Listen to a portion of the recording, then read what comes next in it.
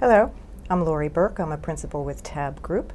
I have here with me today Steve Grob, who's Director of Business Strategy at Fidessa. Steve, thanks for coming in. Hi.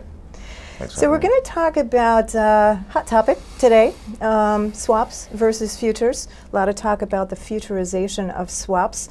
And in our discussions this afternoon, we're not so sure that that's the central issue, not just connecting to another venue. So what do you think? I think it's very interesting because there's been a lot of noise and debate in the industry over are SEFs the right business model moving forward? Is futurization the right business model? But actually for me that seems to be missing the point, because it's much more about the effect of Dodd-Frank and EMIR changing the whole workflow, right from the screens that firms are giving out and collecting orders and requirements from customers, all the way through to how that gets processed through the different streams in the firms, which are now being converged together. So I think anyone who is seeing it just as a simple question of venue connectivity is probably rather underestimating what's about to hit them. All right. So from the standpoint of a bank, a dealing bank that has been active as a swaps dealer, upstairs market making, position management, risk management, et cetera, on the one side, and relationships with customers, business process and workflow. So that's one P&L. On the other side, we have the FCM, their technology, their methodology of doing business, their automated trading strategies, and their relationship with clients and their workflow, and it's very different. So are you saying that the banks have to merge those two together?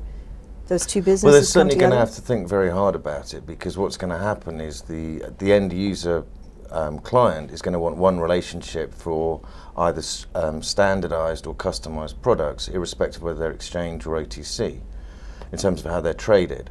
And that's going to force firms to start to look at, do I want to use the technology and pipes and the workflow that the FCM has, or perhaps the relationships and the P&L and balance sheet that other parts of the bank have? So I think it's going to raise some very interesting questions all the way through the workflow stack.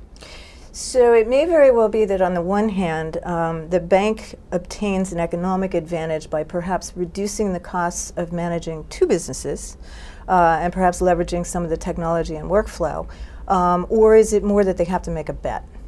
I think it's a little bit of both, because it isn't just about trying to save money. It's about offering a much more holistic service through to their own clients, who are going to want to, who are seeing this sort of artificial divide that's been existed since markets have in the derivatives world removed by Dodd-Frank and EMIR.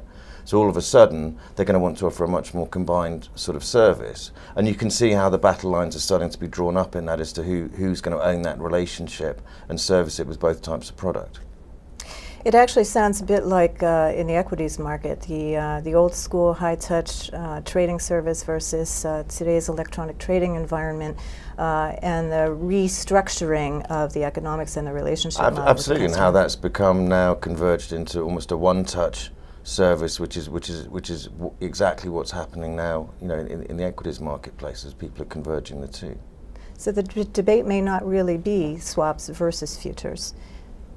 I think that's right. I think it's much more fundamental. It's about workflow, it's about clearing, it's about margin, it's about efficiency, and the firm that can work out how to combine those two workflows together will be able to offer a much more compelling product set out to the marketplace. So it's a bit of a bet within the bank, I would say, as to who owns which customer and who owns which businesses. And you can't afford not to make one. And you can't afford not to make one. Thank you. Thank you. I've had here with me today Steve Grob of Fidessa. I'm Laurie Berke at TABB Group. Thank you for joining us.